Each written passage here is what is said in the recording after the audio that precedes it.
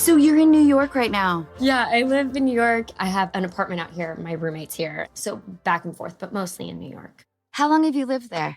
I moved there right after high school to do the Carrie Diaries. And then, I fell in love with it. I was supposed to go to school, and then I deferred 2 years. And I went back to Stanford, and I had, my first mental breakdown ever. My whole body was shaking. I just knew it wasn't right for me. Something was off.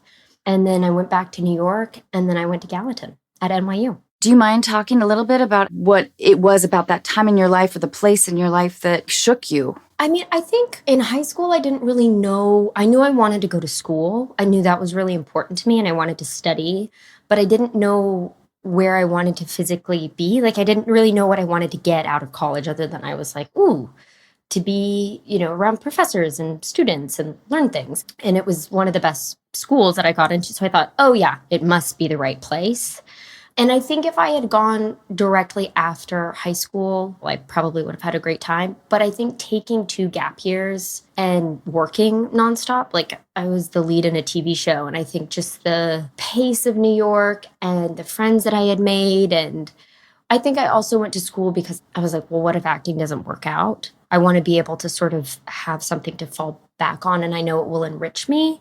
And then I think I realized, I want to be able to work while I study and make my studies part of storytelling. I want to be able to merge the two. And Stanford, for me at that time, just felt so far removed. You get to the airport, and then you take a train, and then you take a bus. And it was just physically, I was used to being in a city where there's all these people doing different things constantly, and everything was immediate, and it just felt like I was in a bubble. My body is telling me I don't want this, even though my head is saying I should. If I had moved to New York at a young age, when you're yearning for your life to just keep expanding, it would have been hard to return to a smaller community like Palo Alto. I mean, it's beautiful there, but I totally understand.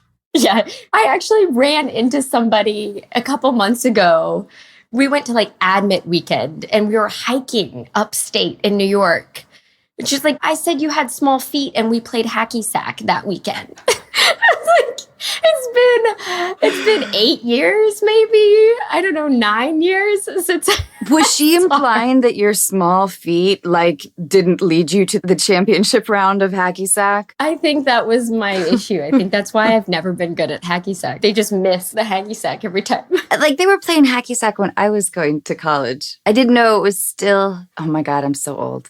Okay. It's still a thing. I used to play on sets growing up. Oh, that makes sense. Yeah, I'm still terrible. I never improved. I don't know if it's a sport that invokes passion. More of a pastime than passion. Yeah, completely.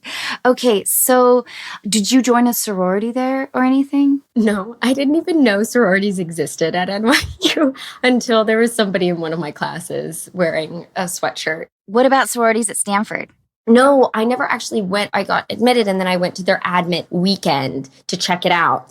You see what they have to offer. And that's when I was like, nope. Would you consider yourself a decisive person? Because I don't know if I would have had the courage to just cut it off, to understand my own self, to be like, no, this isn't quite right. I think I was more decisive back then than I am now, almost.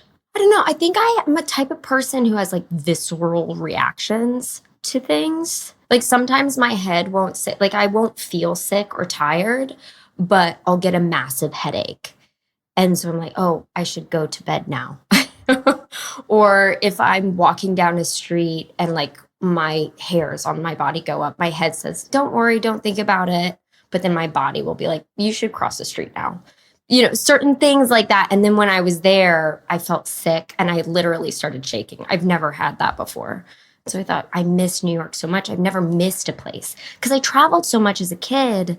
I was used to going, making friends, coming back. I had never missed anything like I had missed a city before. And it feels like coming home. Yeah. To you. Yeah. Maybe it even did immediately. I talk about this all the time on the podcast, but it feels very relevant, especially when I talk to a lot of very nomadic people.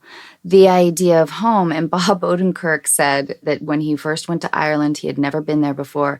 He had this tidal wave of this I'm home feeling. Mm-hmm. And I thought that was really profound in how we kind of seek it. And it tends to not be, I think, where we grew up necessarily. Or maybe it shifts a little bit in your life. Does LA feel like home for you? No. No. Where would you say you feel that way? I grew up in Washington State, and I wouldn't say my hometown, but there's a little cluster of islands. We bought a camper van. Did you too? I didn't, but my grandparents. I have a story, but I love a camper van. Love a camper van. It's been a blast. But whenever we get up there, it feels like home. What I do wonder about is if we are in a place in our lives when we can live there all the time, I wonder if I will get stir crazy, but I don't think so. Every time I'm there, I'm like just grinning all the time. That's special. Did you go there as a kid? I went to camp there. Yeah. I don't know if you've ever shot in Vancouver. You probably have. I never. I keep waiting because I really want to go. And I know so many people who practically live there now because they're shooting shows there. It's pretty beautiful. The whole area surrounding the city is just gorgeous. I know you've been doing a ton of press. How is that going? It's been good. I love talking about the show. I, of course, listened to the podcast, which is brilliant, and I cannot wait to binge Dr. Death. It is about a doctor based in Texas, correct? Yes. Although he didn't grow up there, but... He's from Denver. He's from Colorado, where I'm from. And like sort of a handsome, alpha-ish man with some odd social quirks. Yes. And very charismatic. Sociopathic tendencies. Not the best doctor. And a terrifying idea in an area where I think as Americans, we have illogically felt very secure in our medical system and our professionals. And I think we also need to have that trust in general as humans. Yes. So what are your thoughts? I think you did a great job summing it up. Yes, that's essentially, it's a true story. The trial ended in 2017. So that wasn't that long ago, which always floors me. But like you said, this doctor, Dr. Dunch, which is also just a terrifying name, neurosurgeon, went to a bunch of great schools, got great letters of recommendation, but ended up performing horribly on his patients and either maimed them, seriously injured them. Anyway, 2 doctors in Dallas noticed that he was harming his patients. And so they were whistleblowers and they basically called him out, but the hospitals didn't do anything. They didn't want to have any sort of legal repercussions because they didn't want blood to be on their hands. And it's also sort of tricky business because there's protocol, and it still confuses me why he wasn't stopped sooner. But when Henderson whistleblowed on the first patient, it was patient number 7.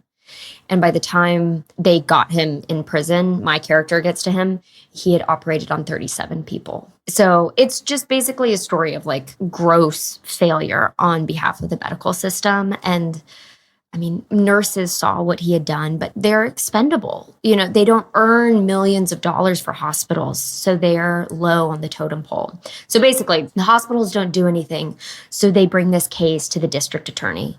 And my character, Michelle Schugert, went after him and then put him in prison for life. That's rad. Yeah. It's the only doctor in U.S. history who has been tried for something that they did in the operating room and got a life sentence. So it's kind of an unprecedented case. That's incredible. Yeah. And she's amazing. I think the coolest part of this whole experience was I was able to talk to her before we started filming and just pick her brain. And she's so sweet. I know Soul Surfer was also a true story. Have you played any other real life characters? Yeah. I'm trying to think if there were other ones. I realized after this, it's my favorite kind of roles to play because I love talking. I love getting to know the characters and the people and what a resource. It's like an actor's dream come true. Or at least for me, I can only speak for myself, but people are quirky and you can't sort of make up. You can have a certain imagination with a character, but when a person is who they are, you can ask them a question and they'll respond. Yeah. As fully themselves. My favorite thing she ever told me, well, I can still be nice to you and put you in prison. It's like, yes, this is accurate. She just has such manners. You know, she respects people, but it's not going to stop her from doing her job. Oh my God, I love that. Yeah. And I love what you said. Like, as an actor, the idea of being able to ask anything that you have in your imagination to the living character, I've never had the opportunity. Most of my characters are just like one-dimensional. That's not true. You always make them three-dimensional. Thanks. House Bunny was like, that is all I watched in high school. Oh, I loved making that movie so much. It's iconic. You like established a character that is such a like cultural reference point. I was thinking the other day how playing that character like made me a happier person. Yes. And how amazing it is when a character changes you just a little bit. And I bet you've had that experience, of course. Yeah. Well, do you ever think about that character like in your life now? Not consciously. Okay. But subconsciously, I think it made me a little more comfortable with women to some degree. Okay. I think it made me more comfortable in my body because I was suddenly showing so much of it. And it felt really good, too. I certainly didn't feel comfortable in my own skin like that. So, and also, I just loved that Shelley was so good-hearted and really wanted people to be happy. And we filmed at the Playboy Mansion with all of these, like, beautiful women. And I was really surprised by the lack of competitiveness and how friendly everyone was, how sweet and supportive they were of each other. I wasn't expecting it. It was really disarming. Uh-huh. And my experience with like other women, I was always the kind of person that had one or two best friends that I was like ferociously in love with. Mm-hmm. And then auditioning, where you're in like a room of 30 beautiful women and everyone's concentrating and maybe sizing each other up a little bit. Yeah. And you know, break a leg. As you like cross your fingers? Yeah. No, I'm just kidding. Yeah.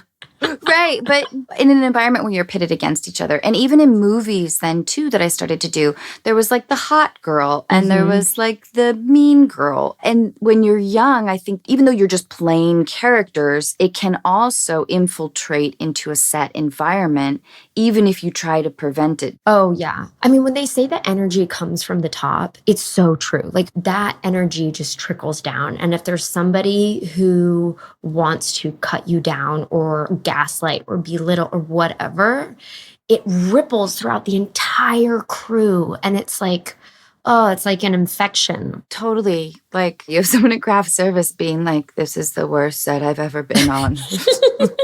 You can just see it in people's face where it's like, get me out of here. And it oddly happens a lot in comedy, I think. Really? I haven't done a lot of comedy, and it's something I've always wanted to do.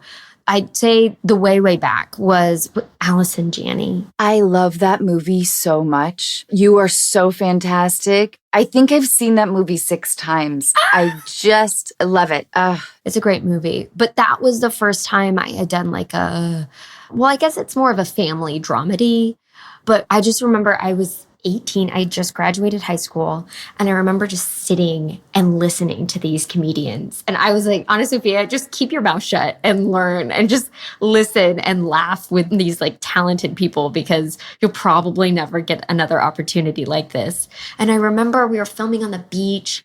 And I think Allison or Steve went down and brought a bottle of champagne up to one of the houses.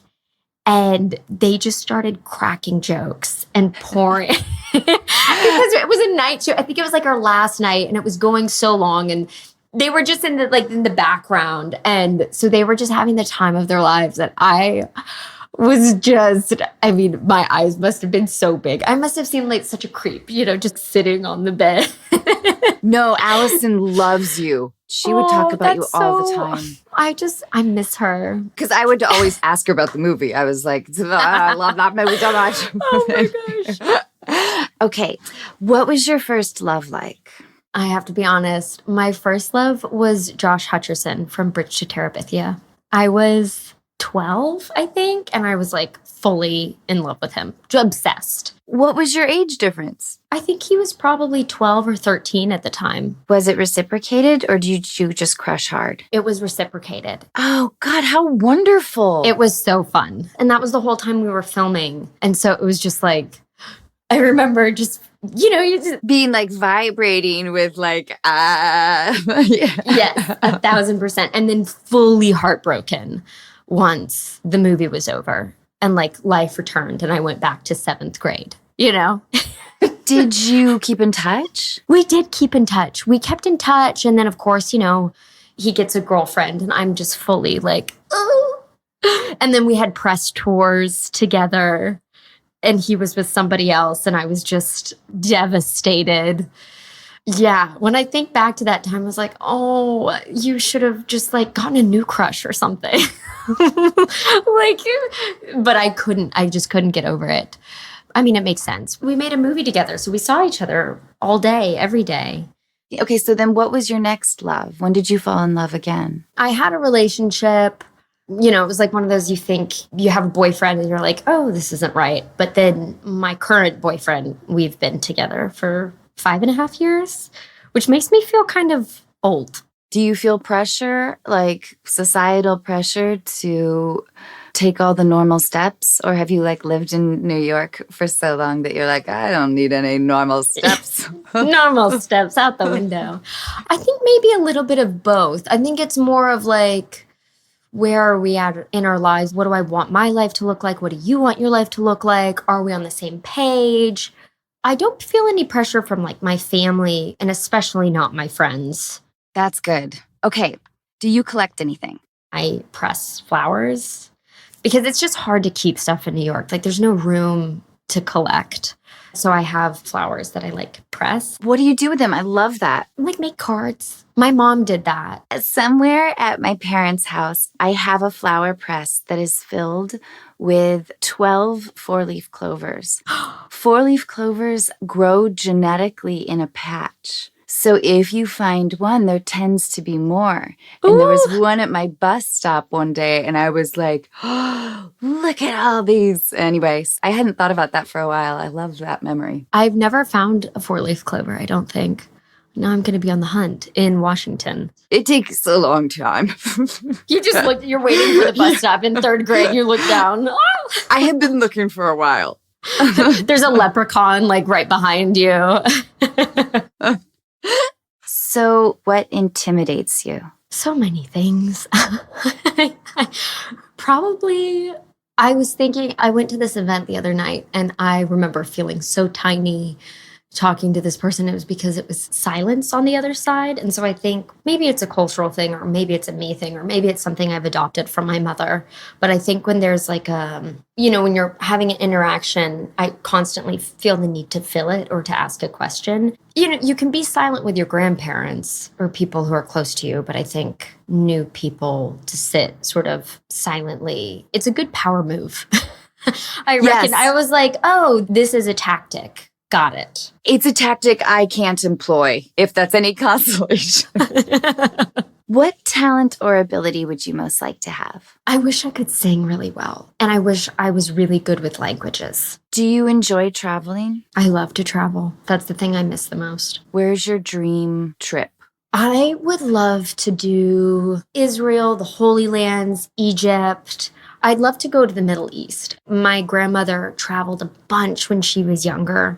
She collected National Geographics. She still does. She has all of them. Wow. It's a lot. She's 83.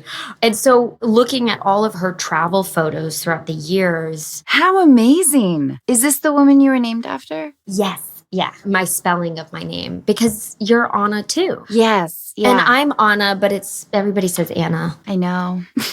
Do you correct people? What do you do? Not really. No. I just feel like a jerk. I mean, it's not anyone else's fault but my parents. That's exactly what I say. And then when somebody calls me, or I'll introduce myself as AnnaSophia, and then someone who's been calling me Anna, they go, why didn't you tell me? And I thought, I don't want to be the asshole to tell you, excuse me, you're pronouncing my name incorrectly. Like, I can't do that. I know. And I also don't think that people think that there's maybe much of a difference, where to my ears, of course there is. Right. I prefer Anna because it's just softer. Yes. So for those of you listening, we're both Anna. Soft, gentle creatures. You have such a lovely voice. I was listening to some of your other episodes. I was like, oh my gosh, God, your voice is so gentle. Oh, thank you. Love it. Thank you. That is really kind. Sometimes, I can't. It's really hard for me to listen. I understand that, but that seems healthy. I think if you love listening to your own voice, maybe you wouldn't be such a nice person, you know? Okay, speaking of which, what is a trait you dislike in others? I think when they belittle people or talk over someone or evaluate their worth. I think there's a lot of that in our industry. When someone walks into a room and tries to suss out who's important, who's going to help them, I can notice that in people pretty well because I've been working since I was a kid. And I always noticed that when I was a child, and I was mistrusting of them because I felt like somebody wanted to use me, or I would watch them try to use other people. I don't like that trait. That's an interesting thing to pick up on as a kid, because I think it took me a while in Los Angeles. When I first moved here, I was 22, and I just got really lucky that I fell into good hands because I didn't know anybody. I had done this short film in Seattle, and the producer of that knew some managers in Los Angeles and sent this short film that's terrible to these managers who agreed to meet me. So my mom gave me some miles, and I flew down, and they had a nice Beverly Hills office, and they represented me for 20 years. Oh my gosh. Okay, so can you tell us then about your worst heartbreak? I've definitely had them, but I think my personal worst was when my parents divorced. When I think of heartbreak, that's what I think of. Maybe it's because I'm in a good relationship right now, and I got lucky, I think, in relationships. How old were you when your parents divorced? I was 18. Oh, okay. Yeah. I mean, everyone's divorced now, but I think you just watch your family sort of it's not just your parents, it's the whole social structure of everyone's life kind of pulls apart. So I definitely say that was the biggest heartbreak. The other relationships, I could, whatever. No, that makes sense. The teen years, it's you are figuring out that everyone's kind of duping you a little bit. Mm-hmm. Mm-hmm. And it starts to creep in around age 11. When something maybe a teacher said does not seem that accurate. The list could go on. The list goes on as you grow up. Even now, I still feel like I'm learning those things. Yeah, so I would think that 18 would be a particularly difficult year to be grappling with that, I think. And your parents are probably treating you like an adult, maybe leaning on you in different ways. I don't know. Yeah. Yeah. I mean, it was kind of a good timing because that's when I moved away. So I wasn't there for it. But I think I remember my first Christmas coming back and everything being different in a time when you don't want everything to be different because you've been away. So you just want everything to be the same. And I think it's that sort of, you want to keep that sense of your childhood and sameness. But it's it's no longer there. It's the sort of memories that we're talking, you travel somewhere beautiful and you go, oh, and it's wistful and you wish you could go back. But it's that it actually no longer exists. But what I've learned through the whole experience, both of my parents are now with other people and they have families, is that there was a really painful time. There's been a lot of heartbreak and growing and learning, but now our families have quadrupled. Now I was an only child and now I have 6 step siblings. That is awesome. It's remarkable. And my dad is learning new things that he would never. He said, well, I'm just an old white man, so maybe I should hold my tongue. He would never have said that earlier. He would never have been learning about the LGBTQ plus community, or Black Lives Matter. He has a younger generation living with him who's calling him out on things, teaching him things, welcoming him in, because I don't live with him anymore. Like that's one of those things where it was painful, but I see him making these like tiny little changes. And I love my dad, but it's cool to see younger kids around him, like raising him. I so hope that one day my son can say that because I've now twice divorced. But I really think great things have come of it. Yes. Yeah. I listened to your podcast with Glennon Doyle, and I love her and like her living her truth. Like I love her podcast and her book and just the honesty in which she shares sort of heartbreak and being truthful. And like that's really helped me. And I think people do grow and they do change, but they do that so that they can transform into something not better, but just different or more true to themselves, and like finding somebody who fits you better. Unqualified is supported by ThreadUp. Ever wish you were a superhero? Wonder what it would feel like to save the world? Every superhero has an origin story. This is yours. When you shop at ThreadUp, you get much more than a cool costume, and thrifting just one item instead of buying new saves, on average, 77 gallons of water and 17 pounds of carbon emissions. Ergo, shopping at ThreadUp makes you a superhero. And your new summer wardrobe is saving the world. ThreadUp is one of the world's largest online consignment and thrift stores, carrying over 35,000 big name and luxury brands with low prices you won't find anywhere else. Zara from $6, Madewell and J. Crew as low as $9. I just got a great pair of Daisy Dukes from Levi's for $11. Just customize your search by size, style, and budget to find the best deals instantly. Shop handbags, shoes, accessories, activewear, sweaters, designer dresses, anything and everything from all of your favorites. And with new arrivals every minute, there's always something new to discover. They also have a super easy return policy to make thrifting worry-free. So get the styles you love at a fraction of the price. You'll look and feel good with ThreadUp. And for Unqualified listeners, here's an exclusive offer just for you. Get an extra 30% off your first order at threadup.com/Anna. That's THREDUP.com/ANNA for 30% off your first order. threadup.com/Anna for an extra 30% off today. Terms apply. I used to love back-to-school shopping. My son, not so much. With DoorDash, I don't have to interrupt Minecraft, get out of my sweats, or stop working on my new puzzle. From notebooks, pens, and pencils to peanut butter, jelly, and Wonder Bread, DoorDash can deliver all of the essentials right to your door with 1-hour delivery. No more running to the store at the last minute to wait in long lines with everyone else who ran to the store at the last minute. No more combing the aisles as you check off every item on your son's list. No more going back to the store when you realize that there were 2 sides to that list. Of course, you can also have dinner delivered after promising yourself that you'd start cooking after finding that last edge piece. With everything you need just a tap away, DoorDash is making sure you get the most out of this time with your family. It's easy, convenient, and your son won't complain that you're wasting his last day of vacation. So simplify your summer and download the DoorDash app today.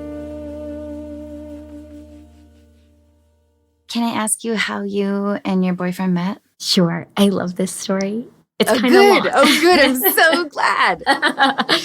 So I was a sophomore in college, and I was reading Nietzsche for a class, and I was having like a full existential crisis because it's Nietzsche and it's in Williamsburg. And so I was just like, how is everybody paying for a $6 cup of coffee? Like, we're all in our early 20s. Like, this doesn't make sense. What is going on here? Like, what am I learning? Anyway, college mode, whatever, philosophy course. And I look over and there's this guy, we're sitting at the communal table, and he's in this leather coat reading Harry Potter. And I thought, what? First of all, I Snapchatted him. So I have the original Snapchat. And I was like, this guy's reading Harry Potter as a grown man, and I'm, reading this book. I was being so obnoxious, like so judgmental. That's amazing. And I know. What a little jerk. And I asked him because I love Harry Potter, grew up on Harry Potter. Like, that's how I learned to read. I asked him, is this your first time reading Harry Potter? Thinking like, what's he doing reading this book? And then he leans back and I see all of his law books, like case study books. It says Columbia Law. I was just immediately embarrassed. And he's like, oh, I've read that book several times. And I just got so embarrassed. I was like so sweaty and nervous and tried to go back to studying. We had a little back and forth. This woman across the table interjected into our conversation to talk about my book and her thoughts on it. And like, I hadn't finished it. I was a sophomore. Like, I was just so uncomfortable and I had to write a paper. So I ended up getting up and just leaving. You know, it's like, oh, nice to meet you. And I left. And I went to the Madewell next door, further procrastinating because I'm really good at that. And I saw him walk out of the coffee shop. And I thought, man, he's so like, oh, he was cute. Whatever. Like, I gotta write this damn paper. And I have to focus.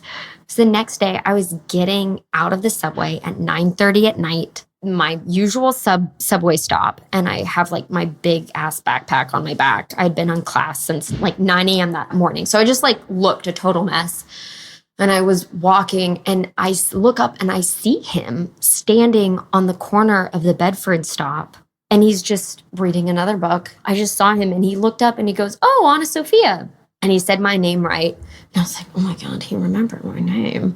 And it didn't seem like he recognized who I was. Like I could tell he didn't know. Like, anyway. And it started to rain. And we went into the bodega on the corner. And he gave me his book and a pen and asked if he could get my number. And I was so flustered by the whole thing. I was like, this is too romantic. I said, just, you can just put it in my phone or like, I'll just, do you have a phone? And I ruined the moment by doing that. But I was just so, like, I couldn't believe he was standing there. He was offering me this book. It was like, it started to rain. I didn't know what to do with myself. And yeah, that was 5.5 years ago. That is an awesome story. I know. That is really romantic. So were you guys like living right next to each other? Was this? Yeah, we were a couple blocks away and had been for the past year, but we had never run into each other before. And then it happened twice within like a little bit over a 24-hour period, which was just weird. But it took me a while because I didn't have any context. Like I didn't know his friends or there wasn't any sort of social circle. So it was this kind of like, who are you? Do I trust you? Do I like you? How much do I like you? So, okay, wait. He like took your number. And then he calls you or like maybe he sends you a text or something. He texted me. I remember getting home and dancing around in my underwear with my roommates and being like, I met a guy. And I was so excited just because that had never happened before. Like it felt so...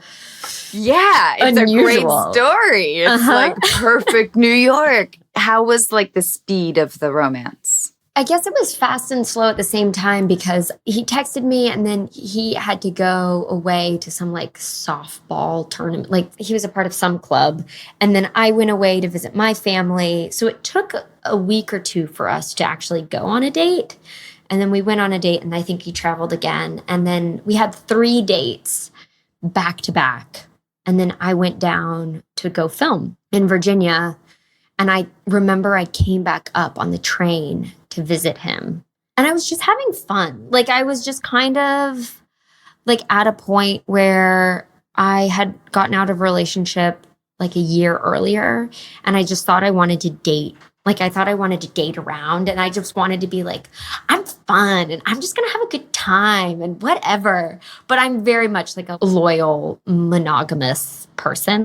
And he was really great and like so fun. And all of my friends loved him. I truly believe that all of my friends love him more than they love me because he's just a very kind person.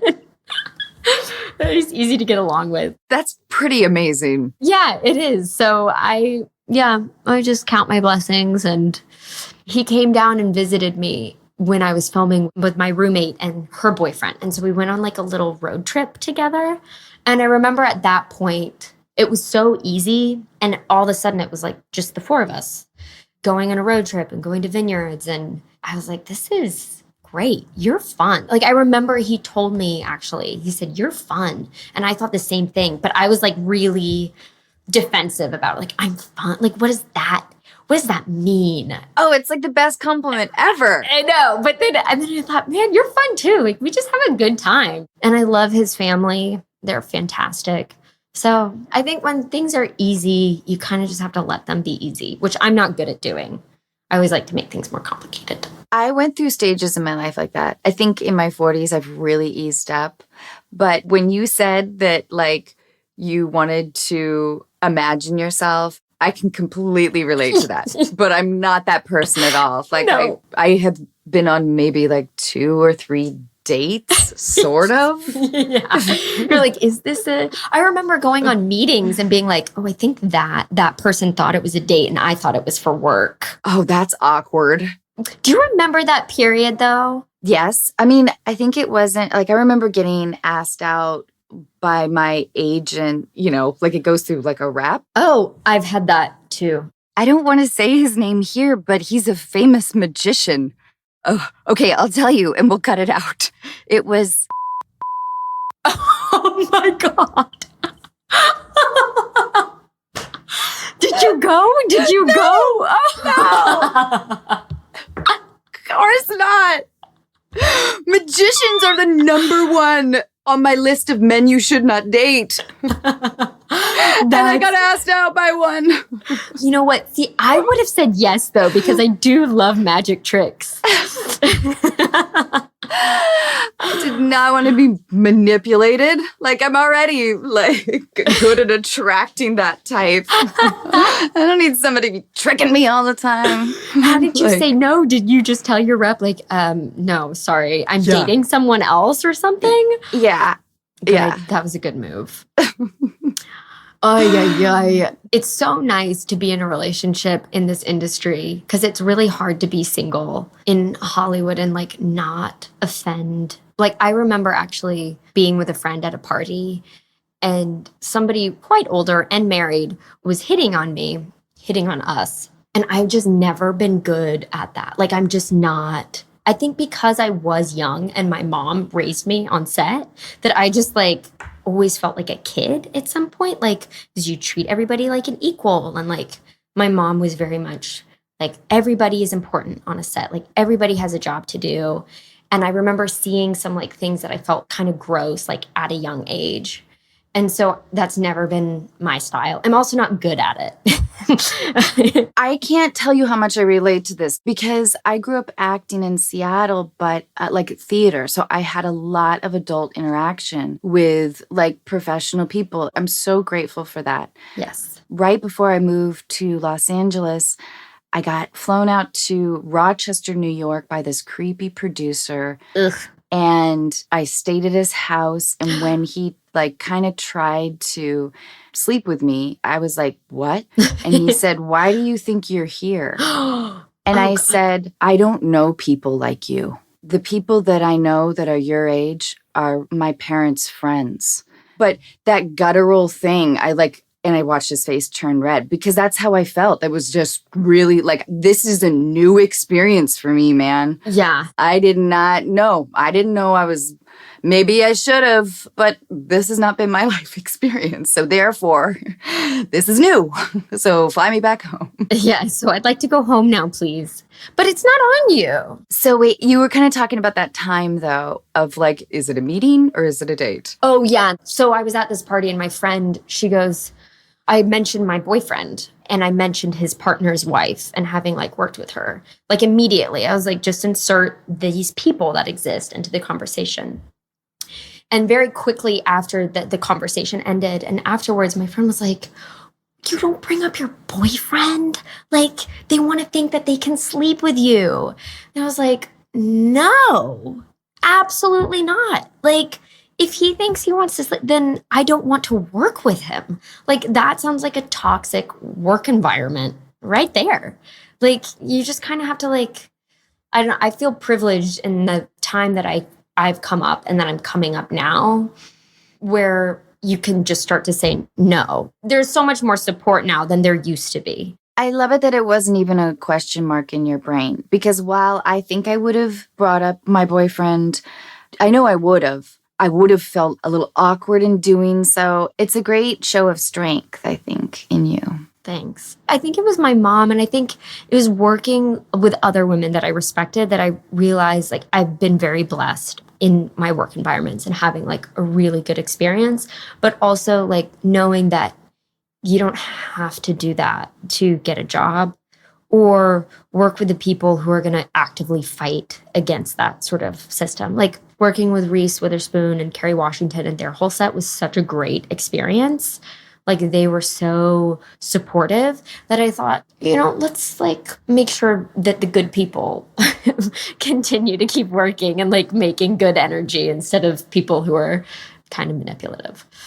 Is there anything else you can tell us about Dr. Death? I guess Dr. Death, like, I think I should mention there are resources. Like, it's a horrifying story. It's entertaining. We hope everybody enjoys.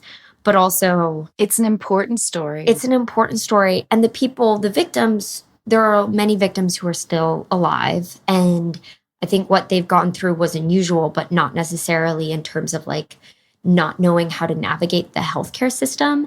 And there are resources for patients and how to talk to doctors, administrative hospital, anytime that there's something that they see that they think is unusual or there's a malpractice or whatever, there's a whole community out there of people to support you because it's scary and it's expensive and you kind of need experts to walk you through it. So Littleton Road Productions, our showrunner, his team has created like a whole bunch of resources for patients. Thank you for mentioning that. Yeah. And thank you for like doing this important work too by being a voice, Thank you. Thank you. Anna, I just adore you so much. Do you mind if I just call you Anna? Yeah, that's what my family calls me.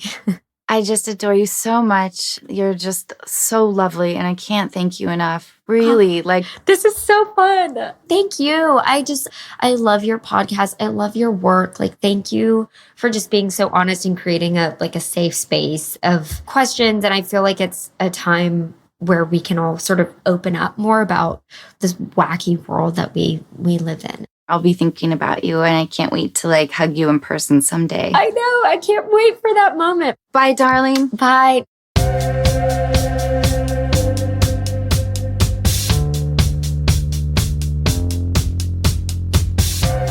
Hey everyone, April Beyer is back, now officially as my much-needed co-host. As you know from previous episodes, April brings great advice, insight, and years of experience. I am so thrilled to have her.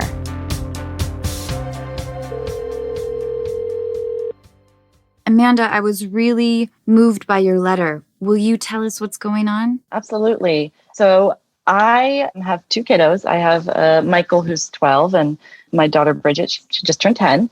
And when I was pregnant with my son, I was 21. I had him when I was 22, and I was a senior in college.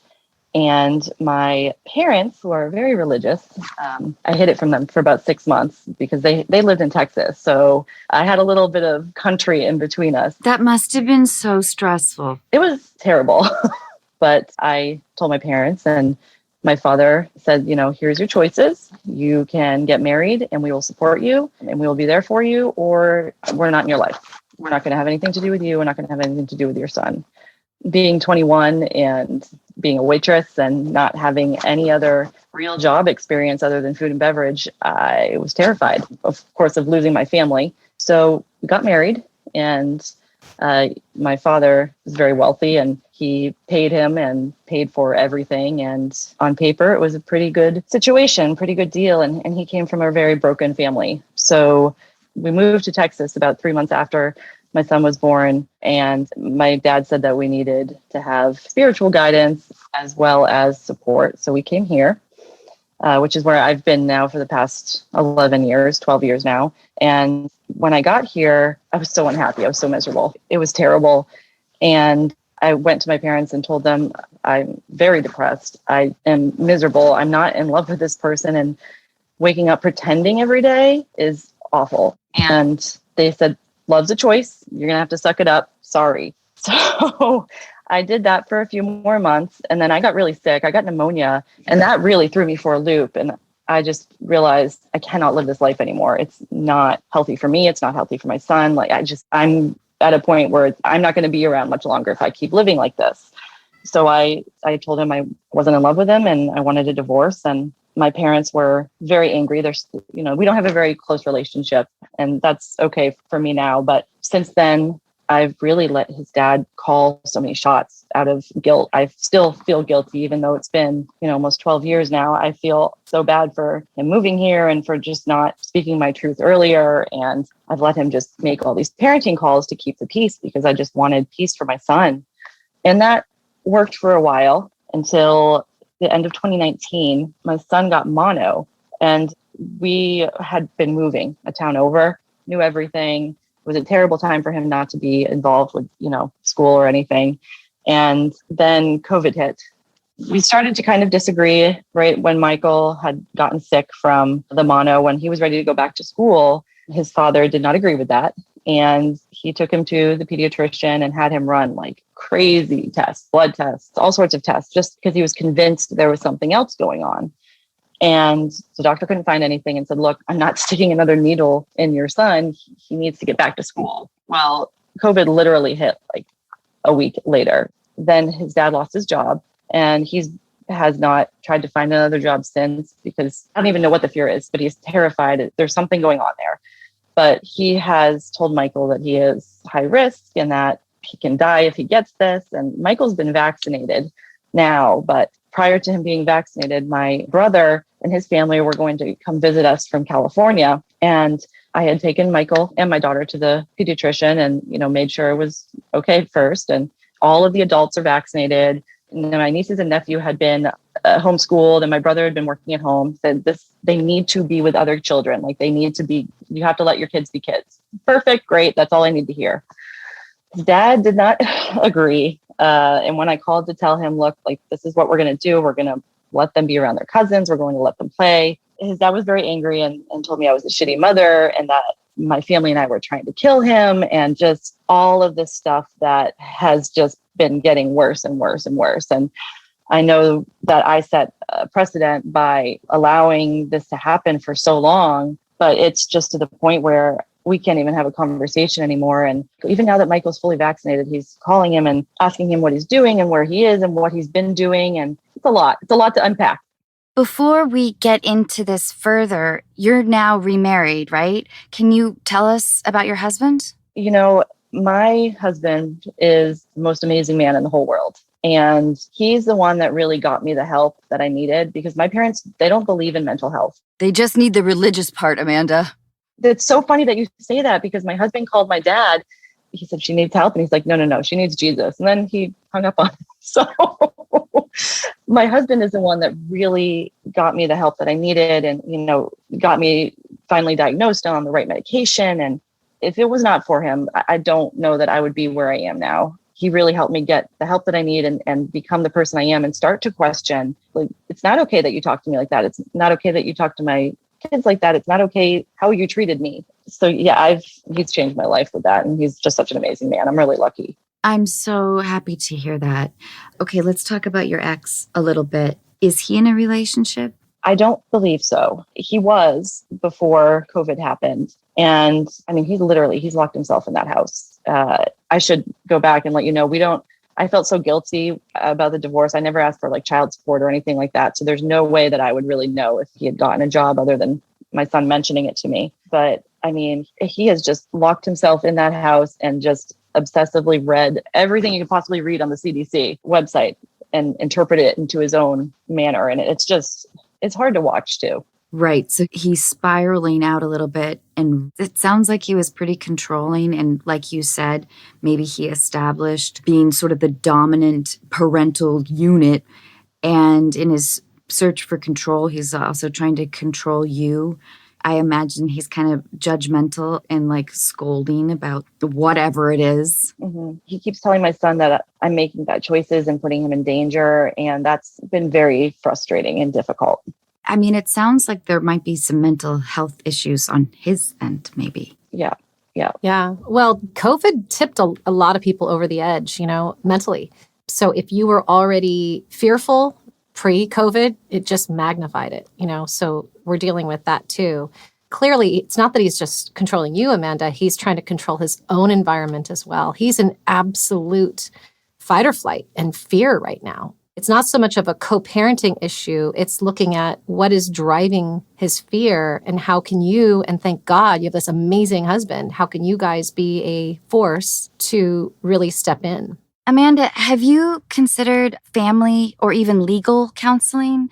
Somebody speaking on your behalf to help set boundaries? Do you think that might be helpful? Absolutely. So does he get reactionary? Does he leave you angry voice messages? Does he... Text messages. Yep. Very angry messages. Okay. How frequently? Once a month at this point. He never used to.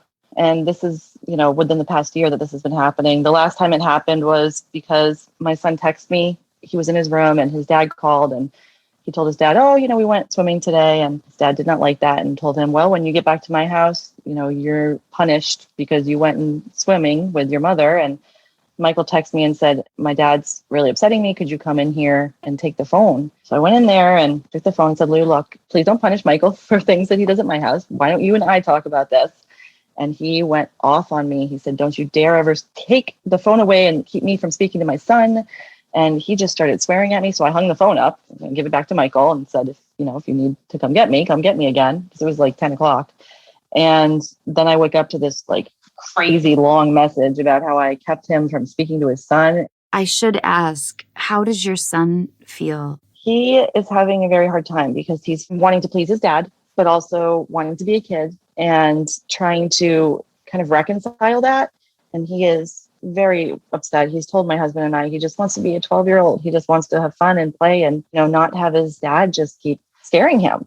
And I'm at the point now where we're realizing we may need to get, somebody else involved in this because we thought, okay, he's fully vaccinated now. It should die down. But he wanted me to quit my job when I had to go back into the office. Like, I don't know what to tell you. I have to go back to work. Do you think your son is mature enough?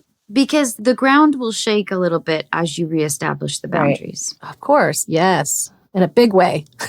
He has a great therapist. I've had him in therapy for the past couple of months because he is aware that there's tension. He's an intelligent kid.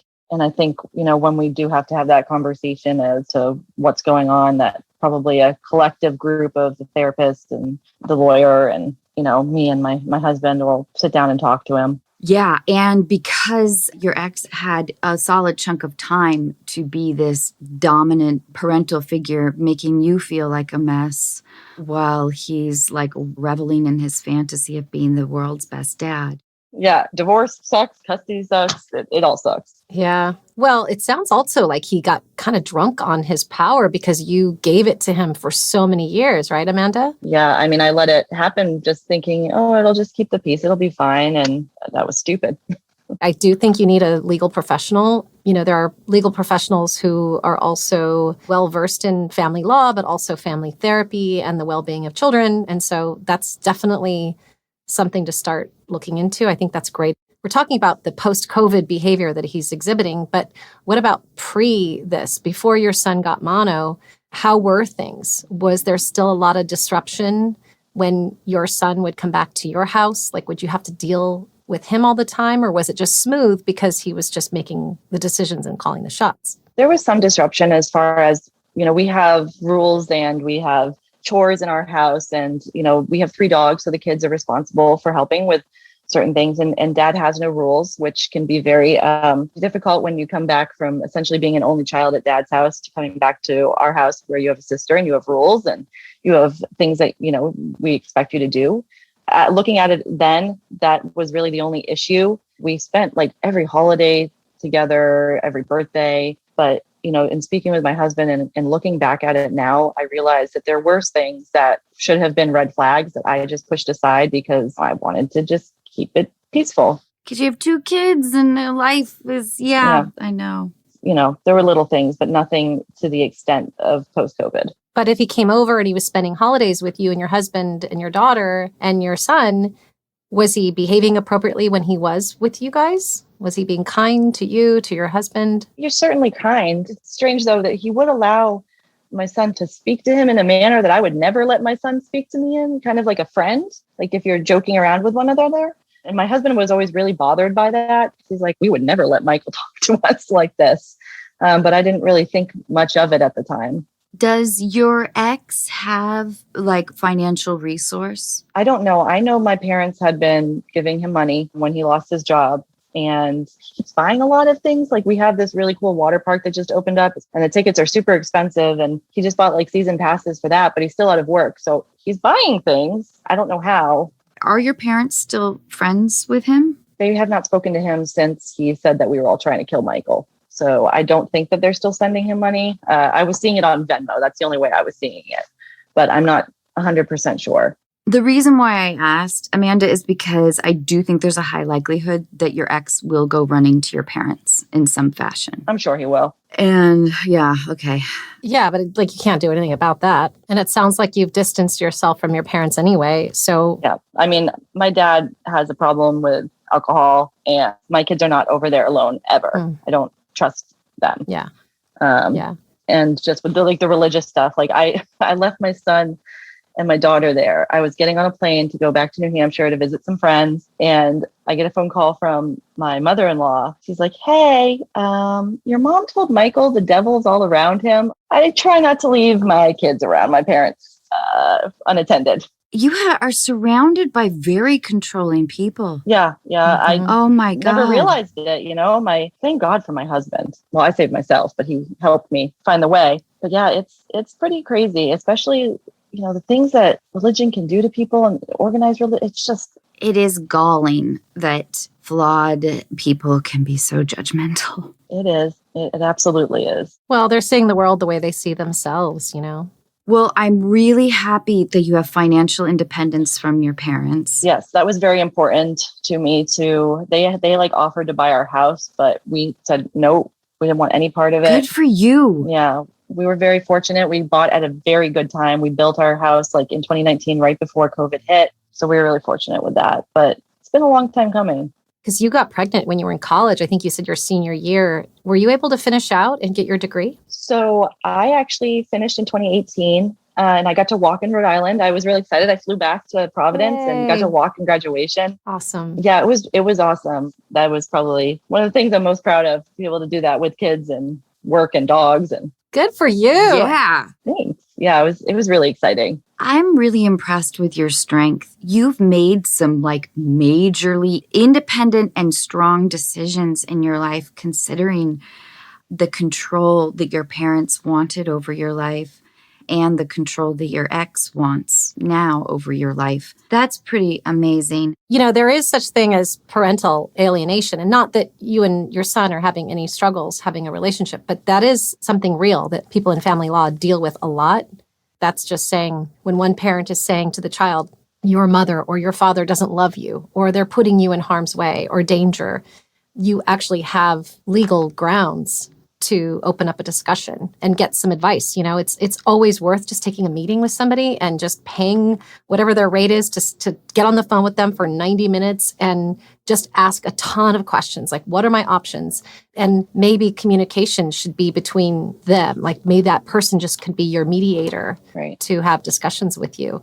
But, Anna's right. You're so strong, Amanda. You're so together and you're so wise. Took a long time. It's not an overnight thing. Well, you had to push. I mean, some people are wise early on. You were always wise. It's just that you had so many people getting in your way, of making decisions for you, whether you're his parents or your ex. And because you had a child so young, you didn't get to really trust yourself the way other people get to when they have cheerleaders around them from early points in life going, yes, you're right. You're amazing. You have a really good head on your shoulders. So yeah, but it took you a long time, but it doesn't matter because as long as you got here, that's what matters most, right? So that is your true essence and your nature. And I keep hearing that you're still living in this past of guilt. Like the word guilt comes up a lot. Do you still feel guilty that this guy had to move to Texas and that you left him, or have you gotten over that? I have gotten over that until I haven't. I don't know if that makes any sense, but sometimes things trigger me to where it just comes flooding back. I've been thinking to myself, I should have just kept my mouth shut and just kept living this peaceful life, but it just wasn't honest and it wasn't the best for Michael and for me. And, I'm glad that it's all happening. I just wish, I could have made this call a little bit sooner. It's okay. You have to stop beating yourself up, Amanda, for things you did 10 years ago or what you're doing now. And the reason why that stuff keeps flooding back is because it's a lifetime of training. And it's your theme, right? It's like you have a theme of guilt, and we can hear you loud and clear as to why. But it's time to put that aside and realize you are a fully grown woman now. You are the fully developed story. You're married. You're a mother. You're a beautiful wife.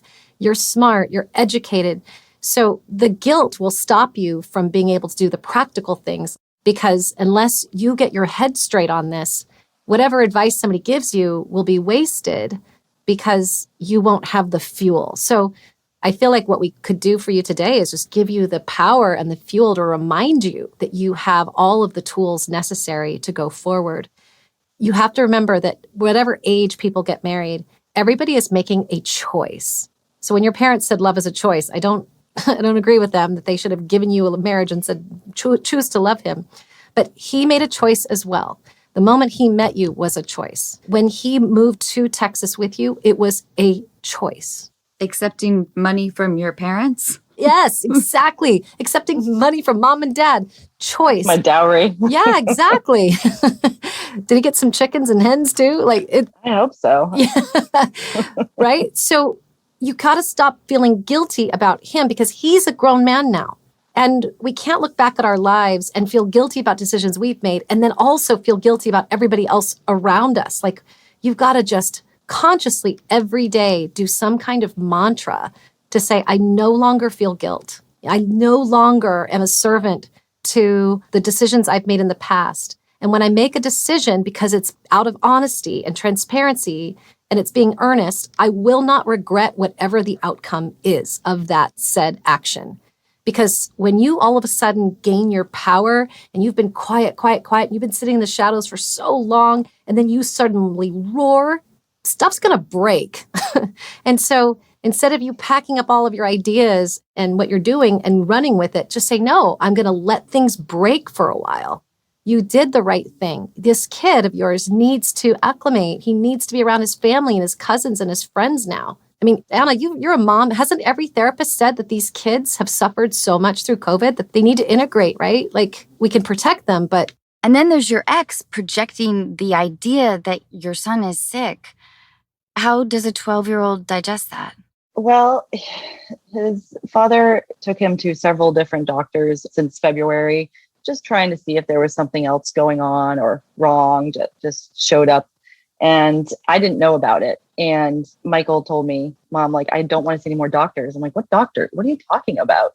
And then the insurance is under me. So I went and looked and we had a conversation about that. But we finally stuck with the pediatrician that my daughter also sees. But Michael definitely sees it. And he definitely recognizes that it's not normal behavior. And that scares me that he's the age he is and seeing that and recognizing that.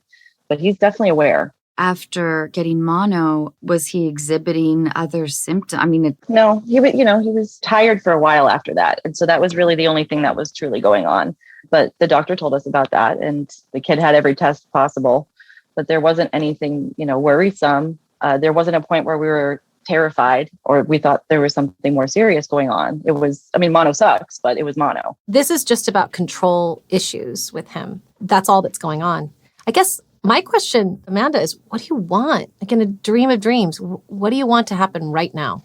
If you could have it your way. I would want him to be here until we can figure out what's going on with his dad, and myself and my husband be the one that are overseeing anything medical and having him with us here day to day, because I get so worried whenever he's with his dad. I get concerned, what is he telling him or what is he feeding him into? Or, I don't know if that's an overreaction, but that's how I feel. Well, again, long after we part today, your lesson is to state what you think and feel, and then don't immediately back it up with, I don't know if that's too much, or I don't know if I should have said that. Really plant your flag in the ground and say, my dream of dreams is I want him with me and my husband until we can figure things out. That sounded very wise and solid. Whether or not that can happen, I don't know. I'm not a lawyer, but I think you got to stick with what you know. So trust yourself. Don't immediately retract things that you say or ideas that you have. Okay, start there. This is what I want. I'm going to tell my boss that you said that too, because he'll be really happy because he always yells at me for this. He yells at you for what? For not standing your ground? Yes, he tells me all the time, you have great ideas. Don't add things after and try to pull it back. Exactly. Because, as a boss, I used to tell my assistant the same thing, which is your ideas are great. Stop being so shy around me, right? Like come to me, because you have to think about it, whether it's a boss or a partner or whatever, we cause people more work when we go, hey, we float an idea and then we pull it back. Because as a boss, we love when our employees or our staff have ideas for something and we go, well, yes, thank you, run with it. Because I don't want to micromanage. I don't want to do all that stuff. So if we've hired well, which clearly your boss has, he trusts you. Go with it, because then you make his life easier, right? So that's an aside. But what's interesting is that's the through line for what's happening with your ex. You have to look at him and kind of rise above it and go, okay, he's spinning right now because I'm pulling away his life raft of control. Don't try to make it better or different. Let it be, because this will be the retraining that you'll do. So this is as much for you personally as it is for your son. Because this has been a decade and more in the making, it's really hard, I think, at this point for you to be able to say, listen, we're rewriting the rules. I don't like the way you treat me. I don't like the way you dictate this, and this regarding our son. I think that may not be heard as clearly as somebody who can help you get into the specifics of what you want. Right. And I bet he'll be freaked out. Oh, yeah. Yeah. Yeah, because when you set boundaries, you really, really upset the people that aren't used to boundaries. And somebody did not make that guy feel safe when he was a kid.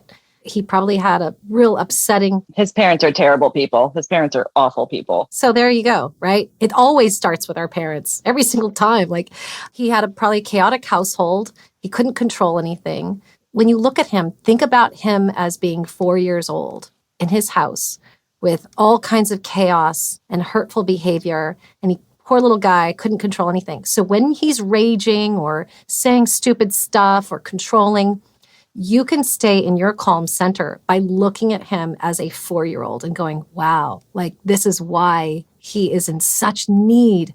This is why he's locking my kid in the house when he goes over there, because he's so afraid the kid's going to get COVID. He's overreacting to things because of his childhood. Now, this doesn't give him an excuse for behavior.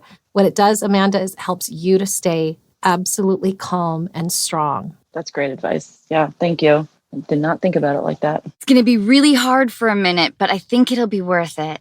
I have really appreciated both of your openness and honesty, like just on the podcast in general, because it really has helped, especially Anna, being so open and honest about everything you've been through has been Thanks. So helpful for me. Thanks. That means a lot. Thank you, Amanda. It's hard to do. It's not easy to be real like that, especially somebody who's, famous and has everybody picking you apart. I cannot imagine how difficult that must be. I do have a bit of anxiety sometimes. I'm sure.